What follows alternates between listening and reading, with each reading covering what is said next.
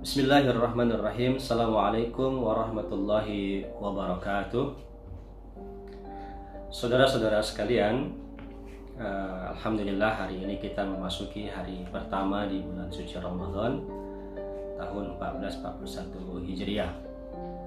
Dan ini juga secara pribadi pengalaman saya menghadapi atau melewati Ramadan kali ini di saat-saat krisis dan wabah pandemik yang sama-sama sekarang kita hadapi, yaitu wabah COVID-19. Dan kira-kira ada baiknya juga kita mengenang bagaimana saat-saat pertama dulu Rasulullah Shallallahu Alaihi Wasallam atau kaum muslimin melewati hari-hari pertama puasa Ramadan itu disyariatkan oleh Allah Subhanahu Wa Taala. Saudara-saudara sekalian, puasa Ramadan disyariatkan oleh Allah Subhanahu Wa Taala pada tahun kedua Hijriah,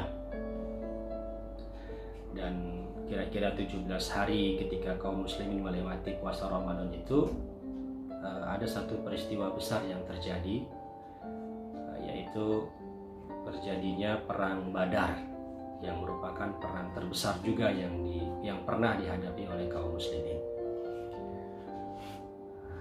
Situasinya memang cukup mencekam dan mengkhawatirkan karena secara banyak hal tidak seimbang antara kaum muslimin dengan kaum musyrikin pada saat perang Badar itu, dari sisi jumlah, dari sisi materi, dan mungkin juga yang lain sebagainya.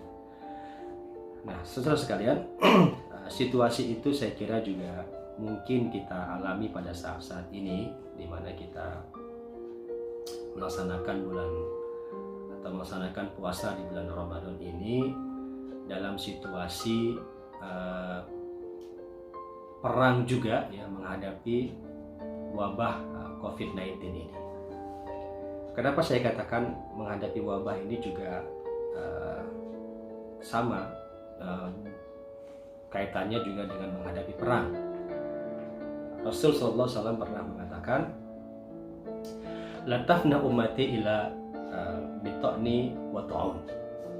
Umatku tidak akan binasa kecuali dengan peperangan, kecuali dengan perang, dan juga ta'un, wabah.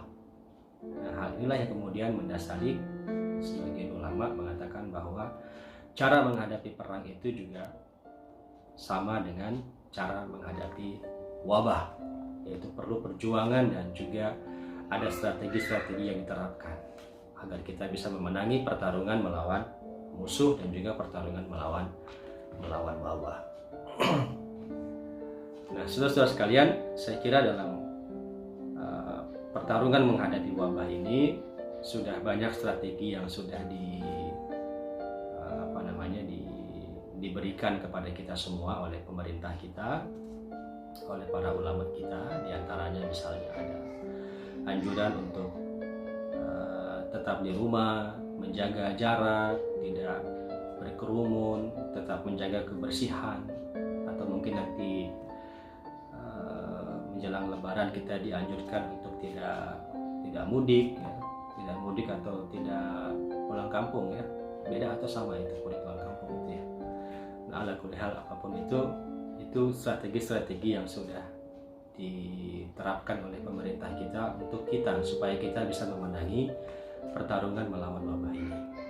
Nah, oleh karena itu, saudara-saudara kalian, ada baiknya kita mengikuti dan menerapkan strategi ini, mengalahkan ego pribadi kita masing-masing.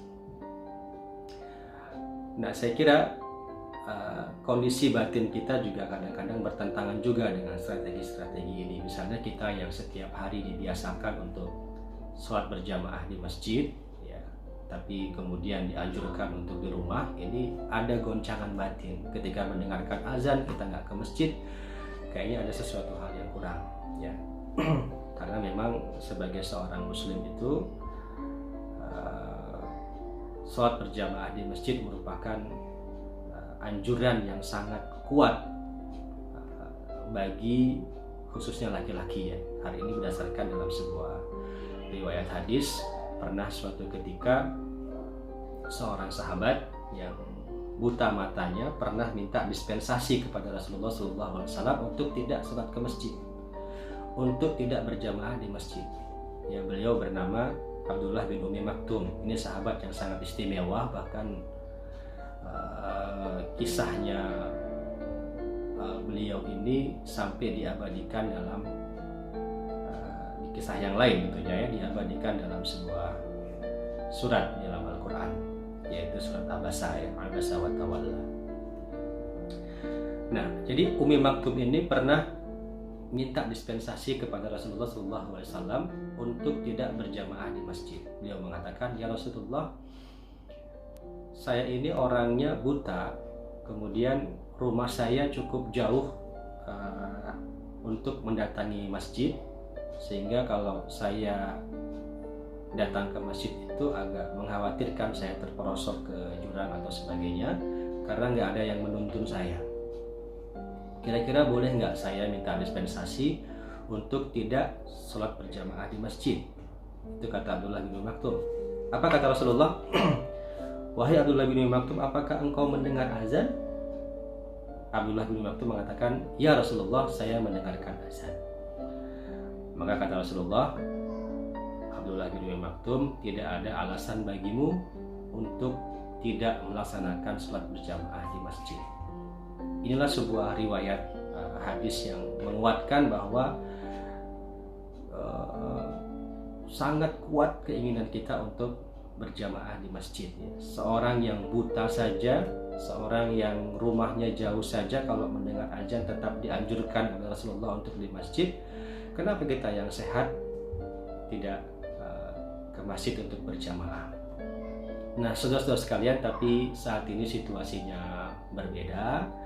Kita tidak ke masjid itu bukan dalam rangka untuk menghindari sunnah, bukan dalam rangka untuk tidak melaksanakan perintah Allah, tetapi dalam rangka untuk melaksanakan perintah Allah yang lainnya, yaitu menghindari wabah COVID-19 ini. Nah, mudah-mudahan Allah Subhanahu wa Ta'ala memberikan kekuatan kepada kita semuanya untuk bisa melewati hari-hari Ramadan kali ini di tengah-tengah krisis ini dengan tetap memberikan keimanan dan semata-mata mengharapkan keridhaan kita kepada Allah Subhanahu wa Ta'ala, imanan wa ihtisaban. Wallahu a'lam bishawab.